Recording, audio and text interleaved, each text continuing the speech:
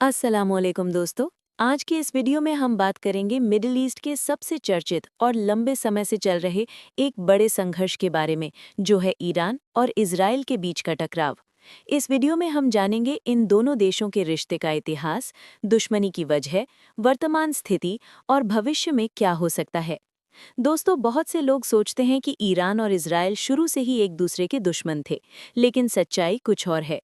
1948 में जब इजराइल एक देश के रूप में स्थापित हुआ, तब ईरान उन शुरुआती मुस्लिम देशों में से एक था जिसने इजराइल को मान्यता दी थी।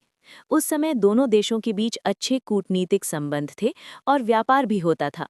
लेकिन 1979 में ईरान में एक बड़ी क्रांति हुई, जिसे इस्लामिक रेवोल्यूशन कहा जाता है। इस क्रांति के बाद वहां की सरकार पूरी तरह बदल गई और नई इस्लामिक सरकार ने इजराइल को अपना सबसे बड़ा दुश्मन घोषित कर दिया।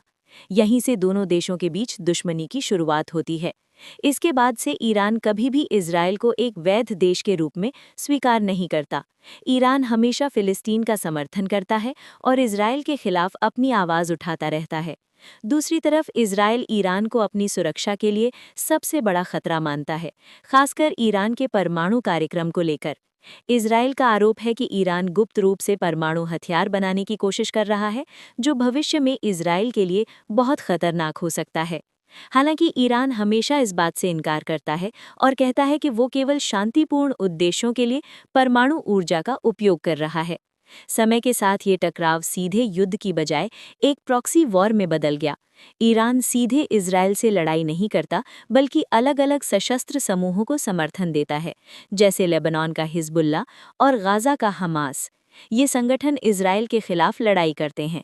दूसरी तरफ इजराइल इन संगठनों के खिलाफ लगातार कार्रवाई करता है और कई बार सीरिया में ईरान के ठिकानों पर हवाई हमले भी कर चुका है। इजराइल की कोशिश होती है कि ईरान उस क्षेत्र में अपनी ताकत न बढ़ा सके। दोस्तों, इस संघर्ष का एक और महत्वपूर्ण पहलू है गुप्त ऑपरेशन और साइबर वॉर। कई बार खबरें आती हैं कि ईरान के परमाणु ठिकानों पर रहस्यमयी विस्फोट हुए हैं या साइबर हमलों के जरिए उन्हें नुकसान पहुंचाया गया है। वहीं दूसरी ओर इजराइल भी साइबर हमलों का सामना करता रहा है। पिछले कुछ सालों में ये तनाव और भी ज्यादा बढ़ गया है। ईरान ने अपनी मिसाइल और ड्रोन तकनीक में काफी विकास किया है, जो इजराइल के लिए एक बड़ी चिंता का विषय है। वहीं इजराइल ने भी अपनी डिफेंस सिस्टम को और मजबूत बना लिया है। 2024 और 2025 के दौरान ये तनाव इतनी बढ़ गई कि कई बार ऐसा लगा कि अब दोनों देशों के बीच सीधा युद्ध शुरू हो सकता है। दुनिया भर में चिंता बढ़ गई, क्योंकि अगर ये युद्ध शुरू होता है तो इसका असर पूरी दुनिया पर पड़ सकता है। इस संघर्ष में दुनिया की बड़ी ताकतें भी शामिल हैं। अमेरिका लंबे समय से इजराइल का सहयोगी रहा है और उसे सैन्य और राजनीतिक समर्थन देता है। वहीं ईरान को भी कुछ देशों और संगठनों का समर्थन मिलता है। इस वजह से ये संघर्ष केवल दो देशों तक सीमित नहीं है, बल्कि ये एक वैश्विक मुद्दा बन चुका है। इस संघर्ष का असर आम लोगों पर भी पड़ता है। मिडिल ईस्ट के कई इलाकों में अस्थिरता बढ़ जाती है, लोगों की जिंदगी मुश्किल हो जाती है और शांति भंग होती है।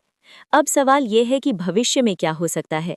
कुछ विशेषज्ञ मानते हैं कि ईरान और इजराइल सीधे युद्ध से बचना चाहते हैं, क्योंकि इससे दोनों को भारी नुकसान हो सकता है। लेकिन छोटे-छोटे संघर्ष और तनाव आगे भी जारी रह सकते हैं।